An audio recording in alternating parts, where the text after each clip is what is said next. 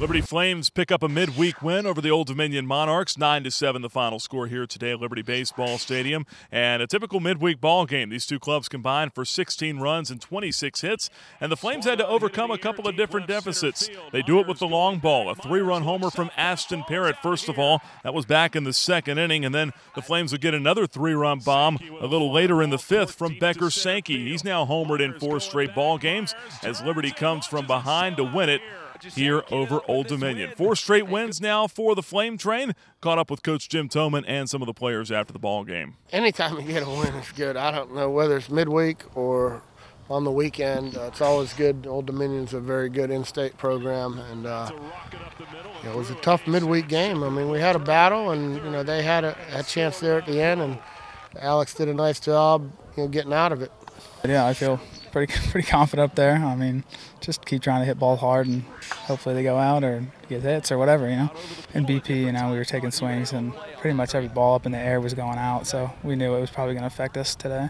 This is the first game where he's been able to throw when it's really warm, and I think a big, strong guy like that, a power pitcher would prefer pitching when it's 70. His last outing it was, maybe 38, 40, and you saw the difference today. Yeah, this weather's awesome. Makes everything a little nicer. Nice weather, and it's a different approach coming out of the pen, but I enjoyed it. It's different demeanor out there. Just go out there, try to let loose a little bit, and felt real good today. So step in the right direction. He wasn't holding back. He gets up there like he was last year. Just kind of get up there and huck and chuck the ball. He wasn't worried about where it's going. He wasn't guiding the ball.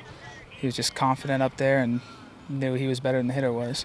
Coach Quinn and I have talked a lot about that, trying not to be too fine, because, if I can work in the low 90s and, I make a mistake, hopefully more times than none, it's not going to be squared up well. So just trying to really fill the zone up and not nitpick, on the corners, and just challenge the hitters. Everyone's swinging the bat. We got high energy in the dugout.